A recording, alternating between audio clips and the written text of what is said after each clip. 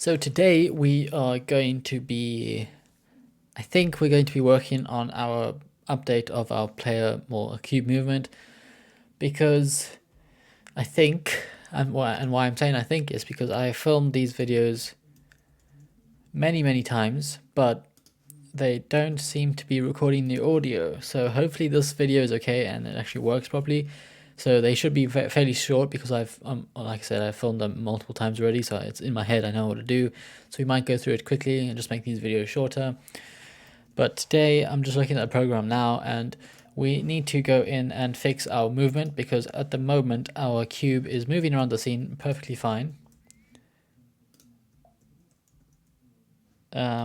So we need to go and correct it because the way it's moving, if we jump into here and see, let's just uncomment this out.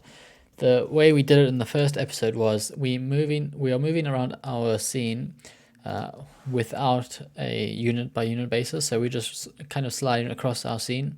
So that's fine. And it's not really what we want because we want some kind of way in tracking the move count. So we want to move our cube around our scene unit by unit.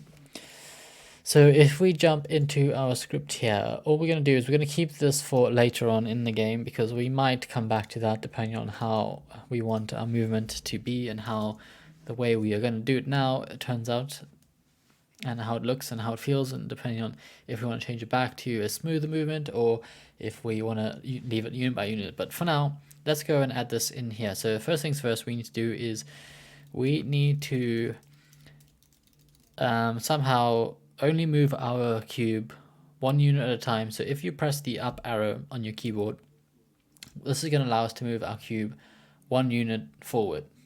So let's go and do that. So let's go and say if the input, I think, if I can type correctly, if the input dot get key button down, I think it's going to be key code dot up arrow. So if we pressed our up arrow, I believe this needs to be key rather. So if we press our up arrow key on our keyboard, then we need to go and move our position of our transform. So transform.position is going to be plus equals to vector 3 dot forward. So that is going to move by adding vector 3 dot forward. It just adds a single unit onto it. We could just say plus equals 1, but we'll do that. And the reason we'll do that is you will see just now when we see this actually working. So let's go play this and see now. If we in our game menu, well, not our menu, but our game window here, you should see that we can now move our cube forward, and I'm currently pressing the left, right, back, and right arrows, but they don't work because we haven't done that yet.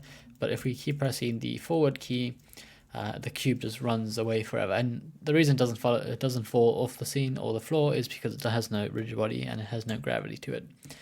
So let's go and do the exact same thing now, but we need to change it and make it work for the moving backwards, moving left, and moving right. So I'm going to copy that and paste that 3 times. And the only thing we need to change is for our up arrow to go backwards, we are going to use our down arrow to go in the back reverse direction. And this needs to be changed from forward to back, I think. Yeah, there we go. And then the same thing for our left arrow. This is going to be left, and this is going to be right arrow. Went blank for a second. Right, let's do that again. Dot right arrow. This needs to be right. So that should allow us, if we save that and jump back into the actual game, let's go and press play, and then we can see now that we can move around our scene with our cube. And if you look at our, let's go and click on our cube. If you look here in the inspector, you can see that on the X and the Z axes, you can see that it changes when we move from left to right on the X axis, and then move from up and down or forward and backwards on the Z axis. So that is working how we want it to work, and that is how we are going to track our movement count. So speaking of movement count, let's go and do that. So to do that, let's go and add a text label into it. So we'll import that.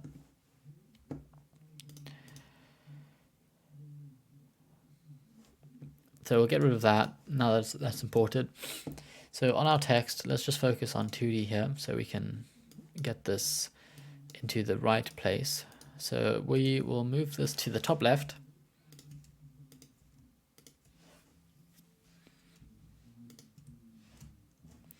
And then I want to make it bigger somehow. So let's zoom in here. Probably like that. So we'll make this about 50. Okay, 50, like that. Okay, that's a bit small. So let's make it about 60. And then we'll make it bold. We'll put it in the middle vertically. And then we will give it a little bit of a padding just by moving it over there. Cool. So this is going to display our move count. So we'll set it as move count is going to be 0 because obviously at the start of the game, your move count will be 0. So now that we've got that, we need to go and somehow update that. So we can create an empty object here, and this is going to be called our managers. And on this manager, I am going to create another empty object underneath it. And this is going to be called our UI manager. And then on our UI manager, we need to create another script. So let's go do that. And we will call this UI manager as well, UI manager.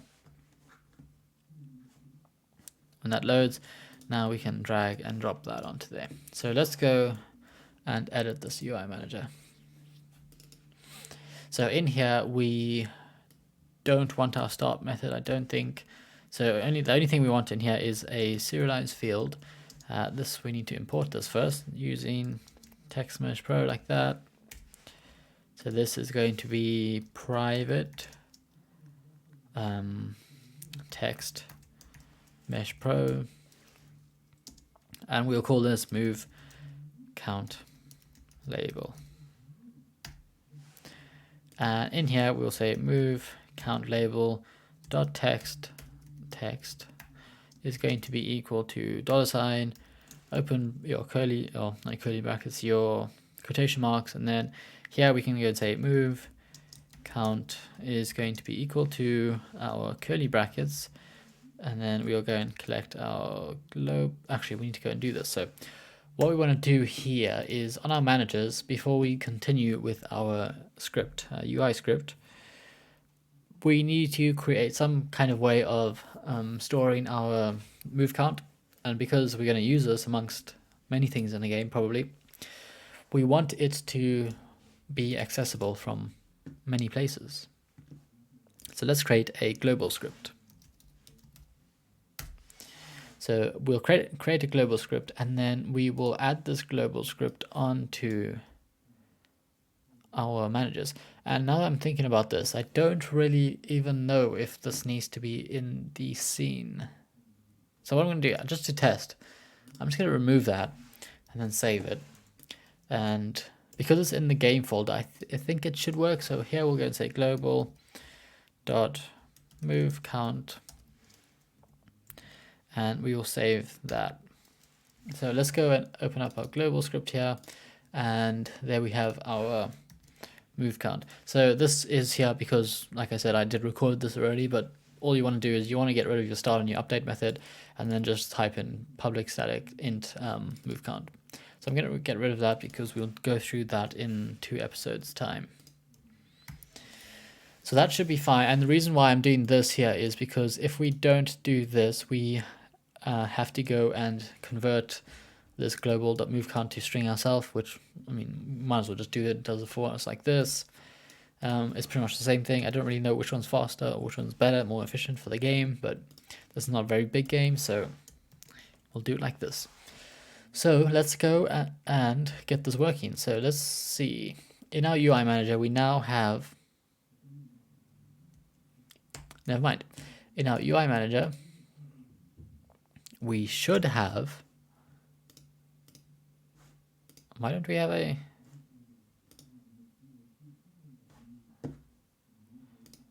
UI manager error global does not contain definition. Okay, maybe that's move count.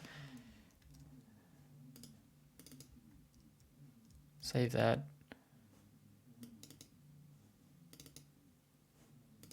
Why is it not working? Let's see. Hopefully with that. Okay, there we go. Error's gone. So now we have our reference here. So we can drag and drop in our text. So this we will rename to move count label. And then on our UI manager, let's go and drag that into there.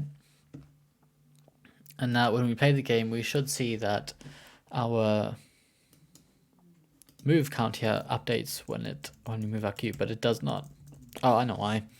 Because we have not told it to update whenever we move our cube. So when we move our cube in these if statements, we want to go and add in a line of code that will tell it to add 1 unit to our move count. So here we can create a public, or we'll make this private for now. Private void add increase. Yeah, increase move count. You can name it whatever you want. And the only thing that we're going to do in here is we're going to go and say global dot move count plus plus. And then what we can do is we can take this, copy, paste it there, and then just copy that, paste that, paste it there, and paste that there. So that should now fix everything. And we should now be able to see our move count. So let us go and press play. And then we can now, if you look here in our game window, you will see our move count will now increase whenever we press one of our arrow keys. So if we move 3 spaces forward and then 2 spaces to the right, we now have a move count of 5. But the thing is, with this way of implementing it, if you go and trace your steps back, so if you now go back to where you came from, 2 steps to the left and then 3 steps to the backwards, you can see that our move count does not increase. In fact, it kind of just doubles because you went back to where you came from. So obviously the steps will be the same and it doubles. So that is one way of making the game a little bit harder. So if you make a mistake and you can't really go back because it still increases your move count. So obviously the object of the game is to get from point A to point B in the least amount of steps. So that is pretty much it for today's episode. So it is fairly short, and that is because I recorded them already and they had no sound. So I know what to do. It's quick, and I mean it's better for you because 13 minutes, you can crack this out in 30 minutes, which is great. But yeah, if you enjoyed this episode, go ahead and subscribe to the channel if you haven't done so already. If you want to download this game, I'm not sure at what point you're watching this video, but the Git repo is available on GitHub. The link is in the description, so you can go ahead and download it from there if you want to. If you're watching this game series while we're doing it now, then obviously you can only download the game up to the point in which it's finished. But later on, it will be available. I might just put on itch.io if we actually get this game working nicely. Yeah, that's pretty much it for today's episode. So thank you again for watching, and I'll see you in tomorrow's episode. So goodbye.